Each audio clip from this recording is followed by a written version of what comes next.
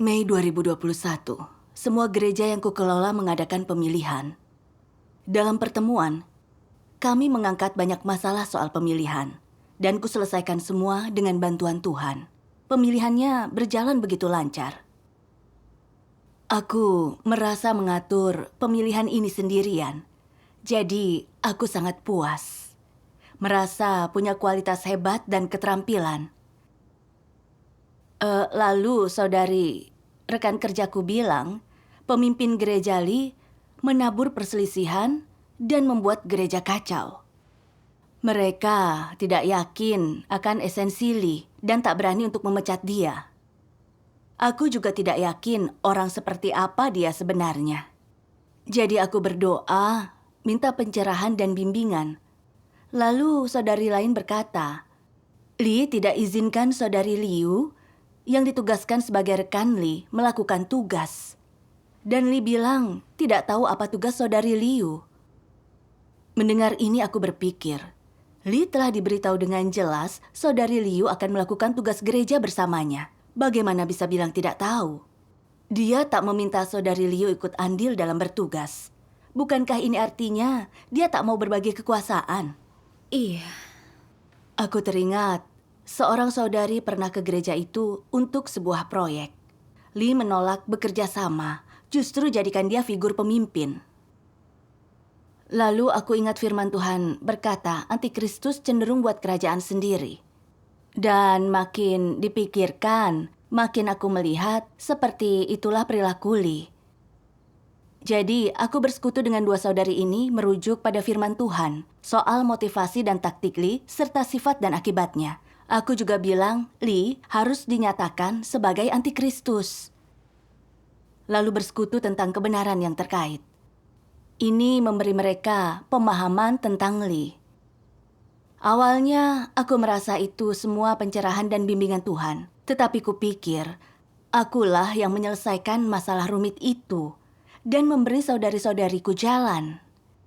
Tanpa pemahamanku soal kebenaran, Tuhan takkan bisa mencerahkanku. Sesampai di rumah, aku memberitahu saudari lain sangat bersemangat tentang caraku andalkan Tuhan untuk mengenali bahwa Lee adalah antikristus dan caraku mengajari orang poin kunci untuk membedakan antikristus. Kulihat dia mendengarkanku dengan cermat. Dan kupikir, aku bisa selesaikan masalah apapun melalui persekutuan. Aku pasti punya ketajaman dan berkualitas. Aku mulai mendongakkan kepala. Merasa lebih baik dari yang lain, aku punya visi. Aku sering menyombongkan diri. Lalu, dia mencariku setiap kali tidak yakin tentang hal yang terkait ketajaman. Dan aku merasa lebih percaya diri dalam pemahaman kebenaran bahwa aku sangat diperlukan. Aku serasa di atas awan. Lalu aku ditugaskan mengatur pemilihan lain. Di sebuah pertemuan, saudari Luo menanyakan masalah yang tidak seorang pun bisa pahami atau selesaikan. Lalu persekutuan saudari lain memberiku visi. Dan aku bersekutu berdasarkan itu meminta saudari Luo merenungkan diri dan akhirnya masalah itu selesai. Aku merasa punya visi tentang masalah yang tidak dimiliki orang lain. Memakai persekutuan untuk selesaikan masalah yang tak bisa diselesaikan orang. Jadi, aku pasti punya kualitas. Begitu proses pemilihan mulai, beberapa saudari sampaikan kekhawatiran bahwa semua kandidat tidak tahu cara membenahi. Aku merasa mereka tak bisa menangani masalah. Jadi kutunjukkan pada mereka cara melakukannya. Aku mulai menjelaskan esensi masalah ini dan memberitahu apa yang harus dilakukan. Seorang saudari lalu berkata, kenapa kami tak melihat semua ini atau tahu harus bagaimana? Bagaimana kau melakukannya? Aku senang dan puas mendengar itu lalu berkata, pengalamanku lebih banyak jadi aku bisa mengenali masalah seperti ini. Setelah itu, saat mereka mempunyai masalah, aku bersikap seperti ingin para kandidat berusaha selesaikan itu. Tapi saat lihat mereka sulit temukan firman Tuhan yang tepat, aku langsung berpikir mereka tidak kompeten. Aku ingin tunjukkan sebagus apa aku selesaikan masalah memakai firman Tuhan. Dalam persekutuan selanjutnya, aku hanya fokus pada perkataanku dan tak meminta yang lain bicara. Semua kandidat perlahan berhenti bicara sehingga hanya aku yang bicara. Itu menjadi podium pribadimu. Benar. Lalu, aku sadar ada yang aneh. Seharusnya kandidatlah yang paling banyak bicara hingga bisa terlihat apa mereka punya ketajaman dan kualitas untuk menangani masalah lalu memutuskan memilih siapa. Iya. Namun, karena para kandidat tidak bicara, tak ada yang tahu apa mereka bisa persekutukan kebenaran untuk selesaikan masalah. Bagaimana mereka bisa memilih?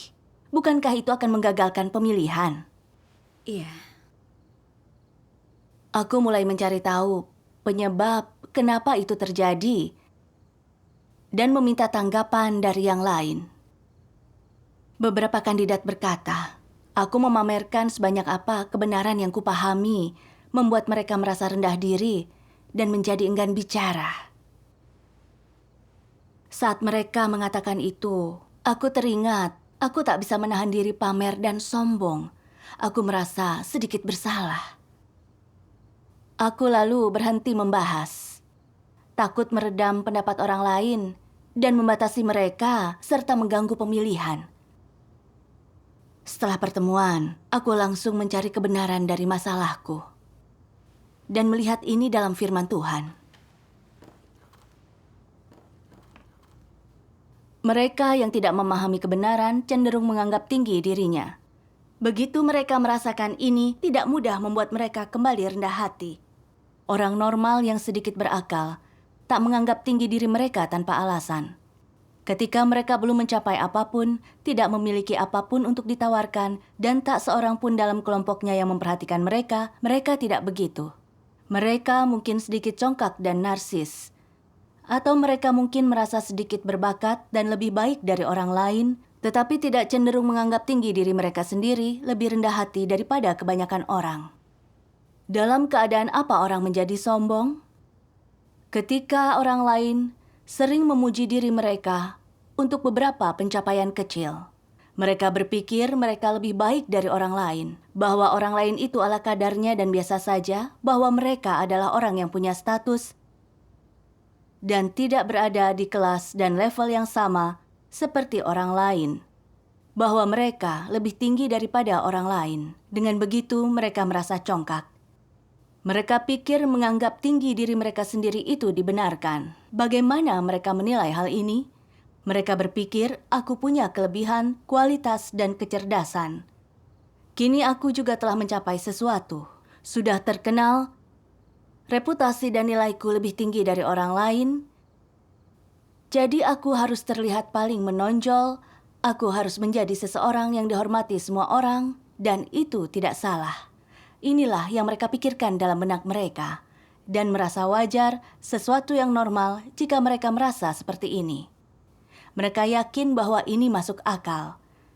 Jika tidak sombong, mereka merasa tidak seimbang. Sepertinya mereka tidak layak menerima identitas mereka dan persetujuan orang lain. Oleh karena itu, wajar jika mereka sombong. Amin. Firman Tuhan menunjukkan saat orang yang rusak sukses, mereka sangat bahagia. Berpikir mereka lebih baik, bahwa mereka punya status, dan merasa berbeda kelas. Mereka selalu pamer dan sombong, sangat dangkal. Benar. Kulihat diriku seperti itu. Aku mencapai beberapa hal, punya ketajaman akan orang-orang. Jadi kupikir aku luar biasa, punya visi dan kualitas bahwa aku sangat diperlukan. Melihat para kandidat tak bisa atasi masalah dalam pemilihan, aku memandang rendah mereka. Aku tidak mendengarkan pencerahan Roh Kudus dalam persekutuan mereka. Aku tak bisa diam, pamer kemampuan memahami kebenaran dan menyelesaikan masalah. Yang mengganggu jalannya proses pemilihan.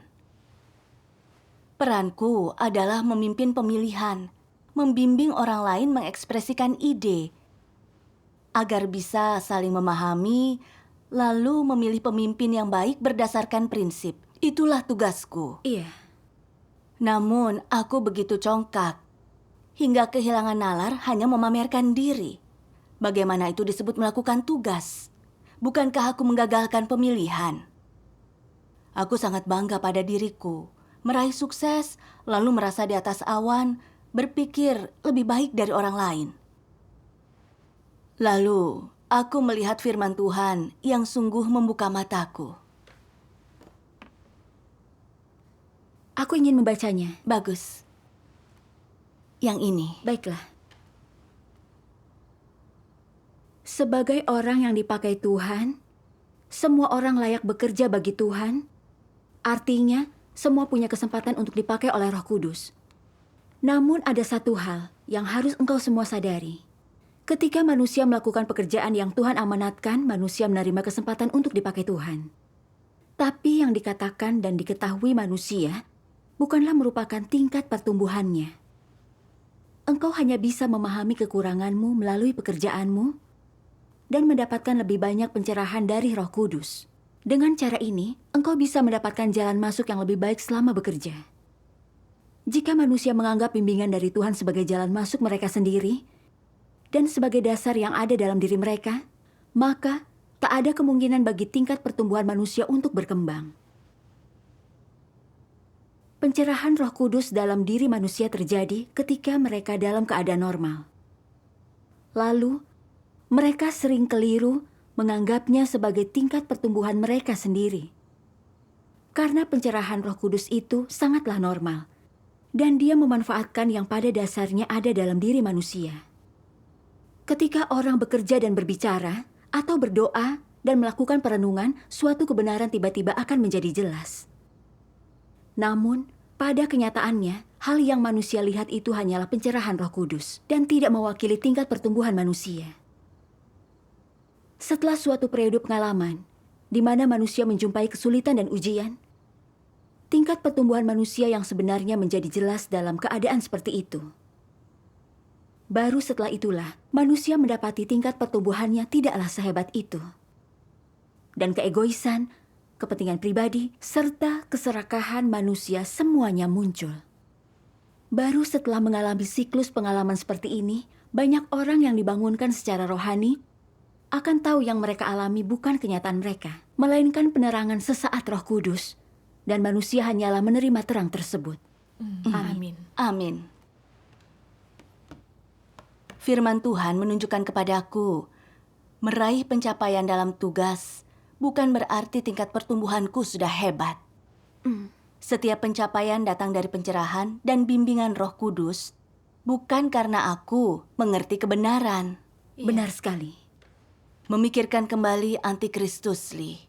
Awalnya, aku juga tak melihat yang sebenarnya atau tahu cara menanganinya. Yang membuatku berpikir adalah komentar seorang saudari. Lalu Roh memberiku pencerahan. Begitulah aku punya ketajaman dan melihat dia adalah Antikristus. Bukan tingkat pertumbuhanku atau visiku tentang dia. Benar. Pada awalnya aku juga tidak tahu ada apa dengan saudari Luo. Barulah saat persekutuan saudari lain mencerahkanku, aku memahami keadaan dia yang sebenarnya dan memecahkan masalahnya. Itu juga datang dari Roh Kudus. Benar. Tepat. Itu semua bimbingan Tuhan. Tanpa masukan dari saudari itu, tanpa pencerahan Roh Kudus, aku tak akan melihat atau memahaminya. Iya. Namun, aku tanpa malu mengklaim pujian untuk semua itu. Berpikir, punya ketajaman dan memahami kebenaran. Aku sangat sombong, sungguh. Aku tak memahami pekerjaan Roh Kudus atau tingkat pertumbuhanku sendiri. Aku salah arah. Berpikir karena bisa lakukan banyak hal, aku punya kenyataan kebenaran. Aku berpuas diri hidup dalam keadaan bangga pada diri sendiri. Aku merebut semua pujian untuk pekerjaan Roh Kudus, persekutuan, dan komentar bermanfaat dari mereka. Aku selalu berpikir aku bekerja dengan sangat baik, menjadi semakin congkak dan tidak tahu malu. Aku tak bisa berhenti menyombong agar mereka mengagumiku. Aku sangat congkak dan bodoh. Iya. Kuncinya adalah membedakan pekerjaan Roh Kudus dan tingkat pertumbuhan orang. Benar. Dengan begitu, kita tak akan anggap pekerjaan roh sebagai kenyataan kebenaran kita dan tak akan berpuas diri. Aku setuju. Setelah itu, aku menjadi lebih rendah hati. Dalam pertemuan, saat aku punya visi dan jalan penerapan untuk dibagikan, aku akan bersyukur atas bimbingan Tuhan. Aku berhenti berpikir itu pencapaianku dan berhenti menyombong. Syukur kepada Tuhan. Syukur kepada Tuhan. Namun, tidak lama kemudian, karena tidak punya pemahaman yang benar tentang natur rusakku, aku mulai menyombong lagi saat situasinya tepat. Dalam rapat rekan kerja, Saudari Chang berkata, ada pemimpin gereja bernama Chen tidak mengusir orang kafir dan penjahat, dan mereka adalah kerabat Chen. Saudari Chang tidak yakin tentang Chen dan tidak tahu cara menanganinya. Aku teringat firman Tuhan bilang, antikristus suka nepotisme, dan kulihat itulah yang direncanakan Chen. Jadi, aku pakai firman Tuhan untuk bersekutu dengan mereka tentang esensi perilaku Chen. Semua orang setuju dan berkata, itu pertemuan hebat dan membantu mereka pahami kebenaran untuk selesaikan masalah. Ini langsung merasuk ke kepalaku. Aku juga berpikir, terakhir kali aku secara akurat menyimpulkan Li adalah antikristus. Dia punya esensi itu. Kali ini, aku mengenali masalah Chen. Jadi, kupikir aku sungguh mengerti kebenaran. Kupikir, jika aku mengunjungi setiap gereja dan berbagi persekutuan, saudara-saudari mungkin mendapatkan ketajaman. Setelah menyimpulkan ini, aku berada di awan lagi.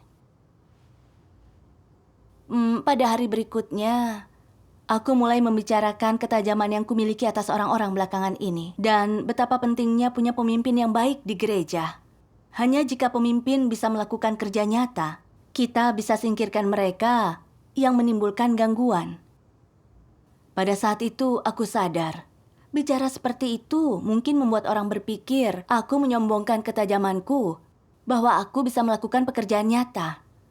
Lalu, aku bergegas mengatakan, mengenali antikristus ini adalah bimbingan Tuhan. Lalu seorang saudara berkata, itu sungguh bimbingan Tuhan, bukan pekerjaanmu. Tepat. Aku tidak terlalu senang mendengar hal itu dan tidak sepenuhnya setuju. Kupikir, bagaimana itu bukan pekerjaanku? Tentu saja itu bimbingan Tuhan. Tetapi aku juga punya bagian. Jika tidak, mengapa hanya aku yang melihat masalah Chen? Hanya aku yang menanggung beban. Itu sebabnya Tuhan mencerahkanku. Setelah pertemuan itu, perutku sangat sakit hingga tidak bisa makan. Dan malam itu, aku demam tinggi. Ya, aku sadar itu pendisiplinan Tuhan bagiku. Aku mulai sombongkan diri belakangan ini. Aku segera ke hadapan Tuhan untuk renungkan diri. Lalu membaca firman-Nya. Dalam proses melaksanakan tugasmu, dapatkah engkau merasakan bimbingan Tuhan dan pencerahan Roh Kudus? Ya, jika engkau merasakan pekerjaan Roh Kudus dan tetap menganggap tinggi dirimu sendiri bahwa engkau memiliki kenyataan, lalu apa yang terjadi di sini? Ketika tugas kami membuahkan sedikit hasil, kami perlahan mulai berpikir setengah dari pujian milik Tuhan dan setengahnya lagi milik kami. Kami perbesar kerjasama kami sampai sejauh mungkin, berpikir tak ada yang lebih penting dari kerjasama kami, dan pencerahan Tuhan tak akan mungkin terjadi tanpa itu. Jadi, mengapa Tuhan mencerahkanmu? Bisakah Tuhan mencerahkan orang lain juga? Ya. Pencerahan Tuhan adalah anugerah-Nya.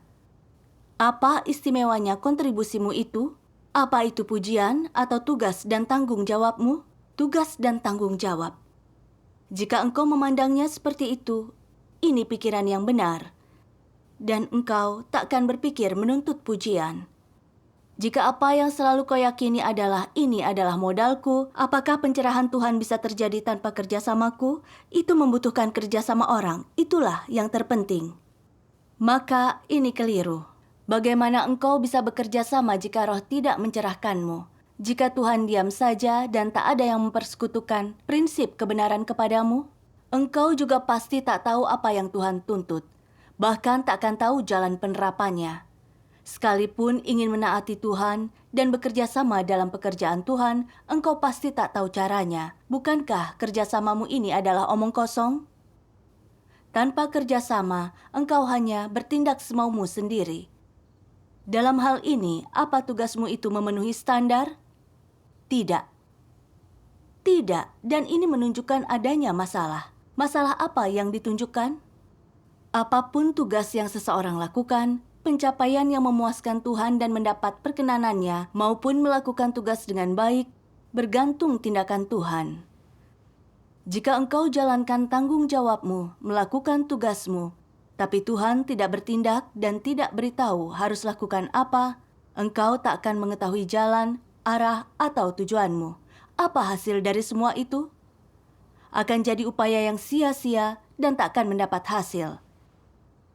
Jadi, melakukan tugasmu dengan cukup baik dan berdiri teguh di dalam rumah Tuhan, mendidik kerohanian saudara-saudari serta mendapat perkenanan Tuhan, semua itu sepenuhnya bergantung pada Tuhan. Manusia hanya dapat melakukan yang mampu mereka lakukan, yang seharusnya, dan yang sesuai kemampuan dasar mereka. Tidak lebih. Oleh karena itu, hasil yang akhirnya dituai dari tugasmu ditentukan oleh bimbingan firman Tuhan dan pencerahan roh yang membuatmu memahami jalan, tujuan, arah, dan prinsip yang Tuhan sediakan.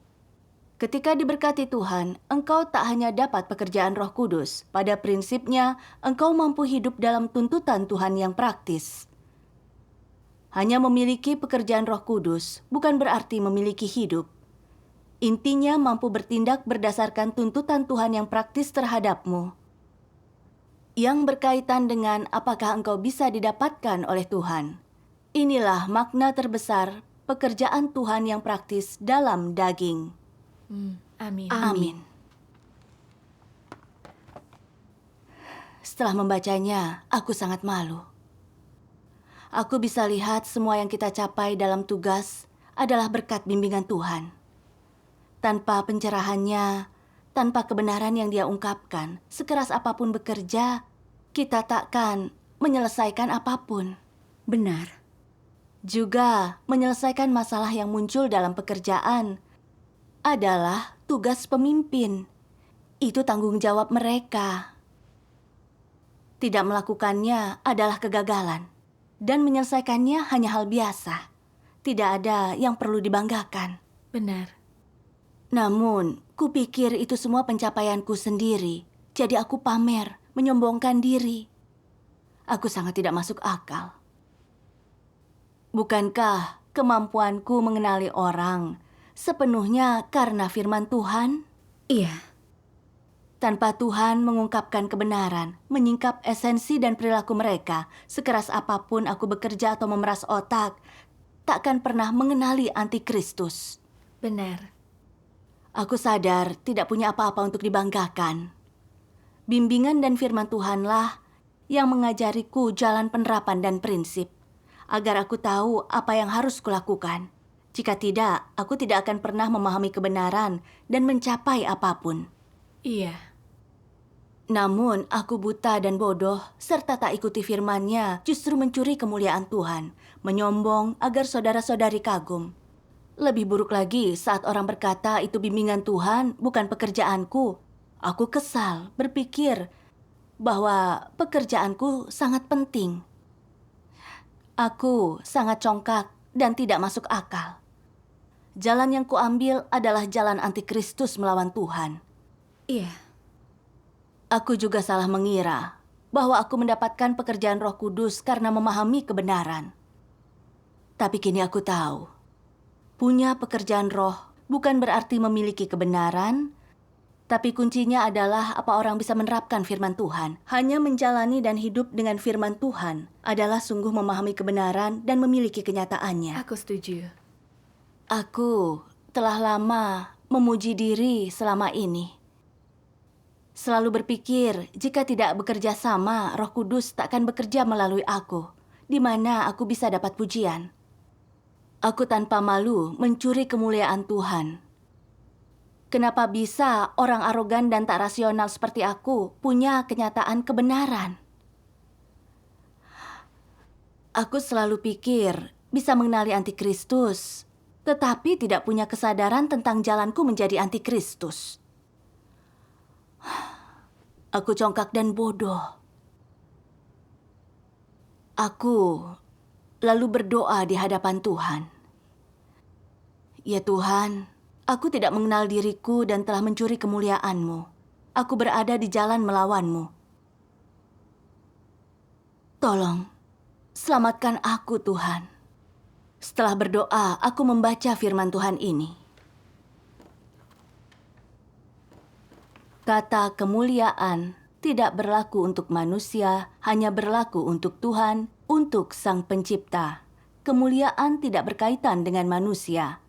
Orang mungkin berupaya dan bekerja sama, tapi ini tetap di bawah bimbingan pekerjaan Roh Kudus. Apa yang mampu mereka lakukan tanpa pekerjaan Roh Kudus? Hal sama berlaku untuk kata kesaksian.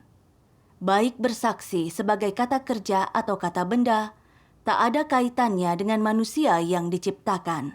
Hanya Sang Pencipta yang layak jadi kesaksian dan jadi yang dipersaksikan.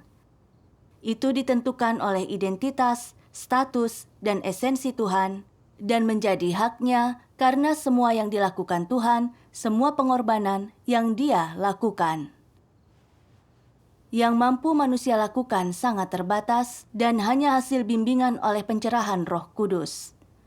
Sifat manusia memang seperti itu. Ketika paham sedikit kebenaran dan mampu lakukan pekerjaan, mereka jadi kurang ajar.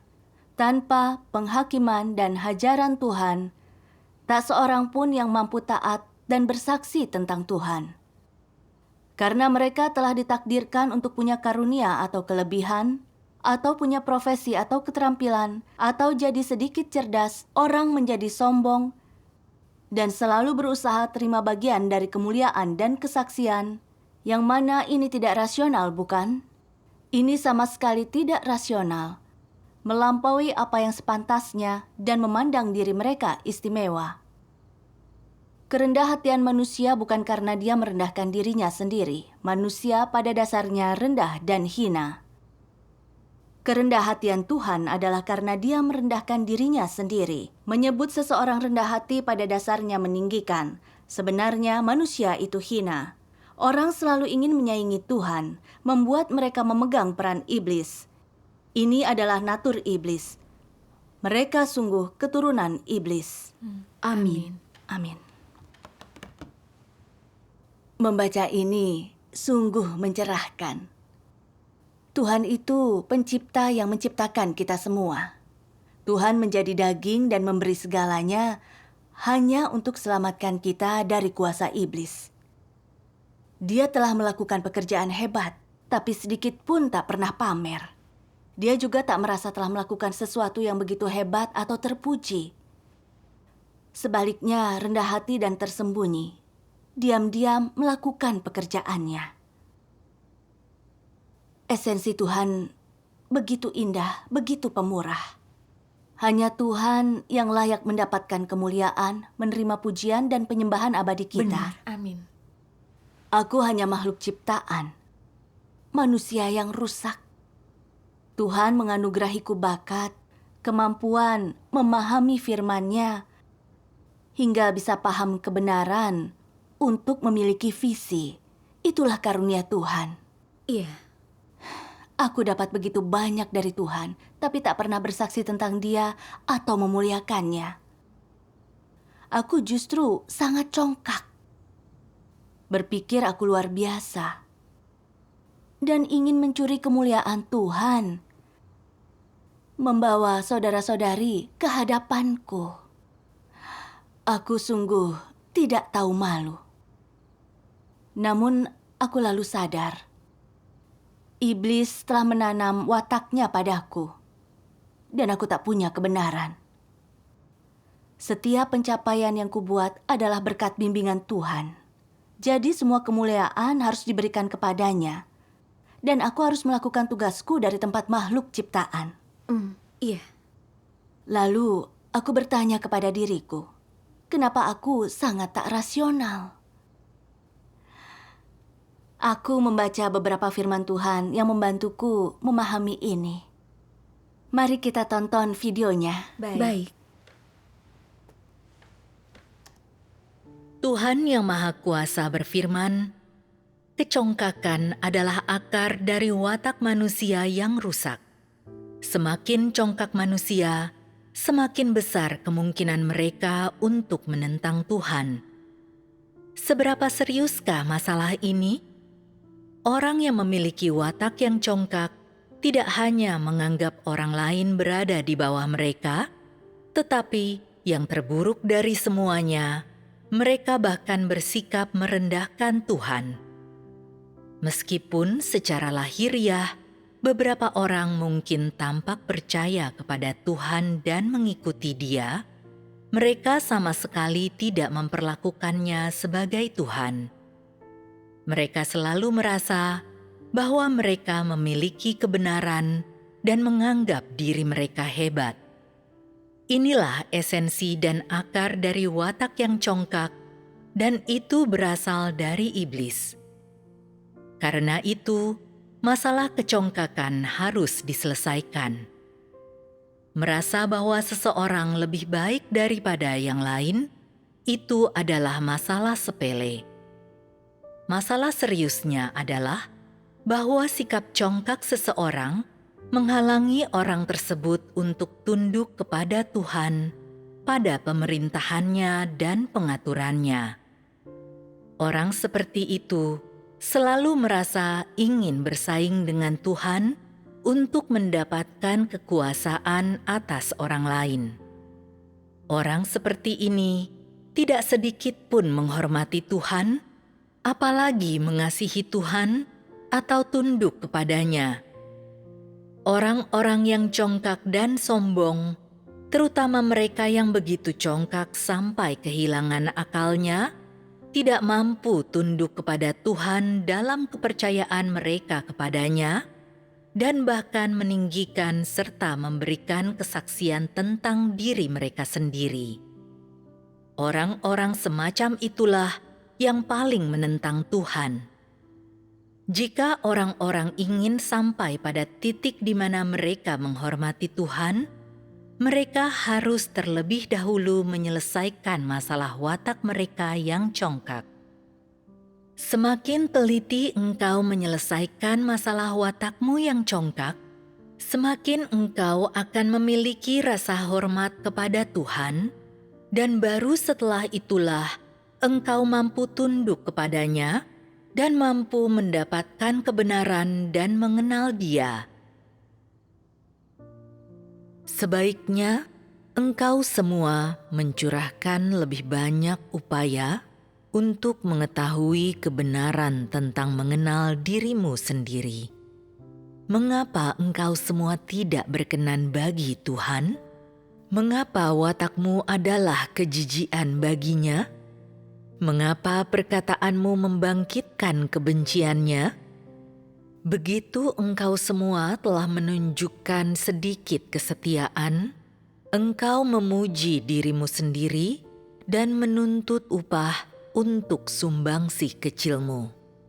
Engkau memandang rendah orang lain ketika mampu memperlihatkan sedikit ketaatan dan menjadi sombong di hadapan Tuhan setelah menyelesaikan tugas kecil.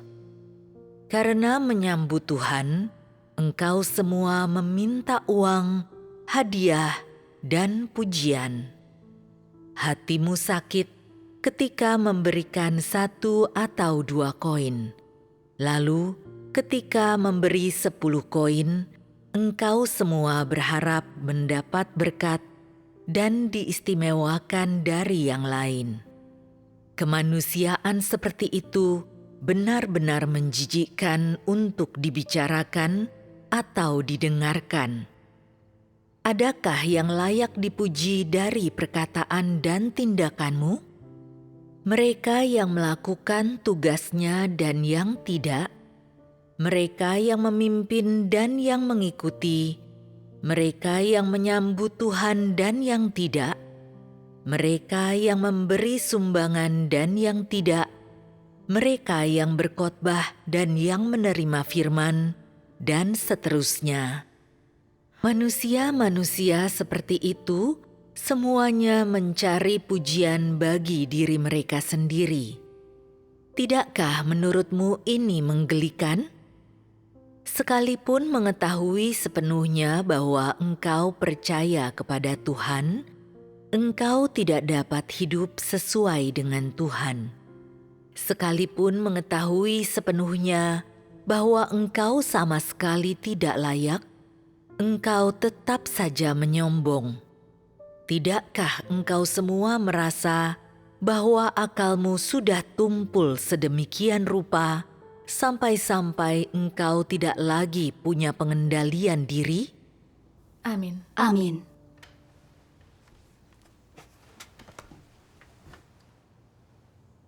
Firman Tuhan berkata, akar kesombongan manusia, terutama dari natur congkak dan tak mengenal diri sendiri. Benar. Saat sedikit berhasil dalam pekerjaanku, aku tak bisa menahan berbangga dan menyombong tanpa mengenali diri sendiri. Aku tuntaskan beberapa hal dan sepenuhnya kehilangan diriku, tak memikirkan Tuhan sama sekali. Kupikir semua pencapaianku adalah milikku sendiri. Dan tanpa malu mengakui pekerjaan Tuhan agar dapat pujian dari orang. Kupikir aku punya kenyataan kebenaran dan punya ide hebat untuk pergi ke setiap gereja agar semua orang bisa belajar kebenaran dariku. Kulihat diriku kini sangat congkak. Aku sungguh tak mengenal diriku, tak mengetahui esensiku sendiri atau siapa aku. Justru melihat diriku sebagai sumber kebenaran. Bukankah aku mencoba merebut tempat Dia dalam kata dan tindakanku yang meniru Tuhan? Makin merenungkan diri, makin aku takut dengan perilaku yang kutunjukkan. Ini sangat menyinggung Tuhan. Iya, itu keadaan yang sangat berbahaya. Aku tak pernah anggap menyombong sebagai masalah besar. Tetapi kini, kulihat itu cara untuk menyesatkan dan mengendalikan orang. Itu jalan antikristus. Iya. Jika bukan karena pendisiplinan langsung dari Tuhan, entah sampai mana dampak dari kecongkakanku. Lalu, sudah terlambat untuk tobat dari kejahatan yang kulakukan. Kau benar. Setelah menyadari semua ini, aku takut dan jijik dengan natur congkakku. Aku juga memohon kepada Tuhan, memintanya membimbingku untuk bertobat dan berperilaku hati-hati. Lalu, aku membaca firman Tuhan.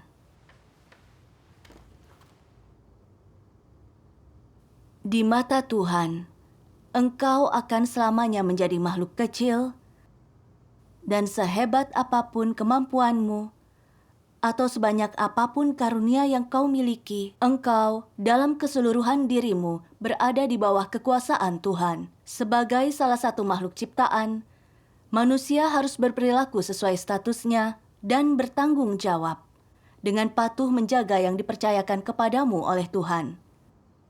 Jangan bertindak di luar batas atau hal di luar kemampuanmu, atau yang menjijikkan bagi Tuhan.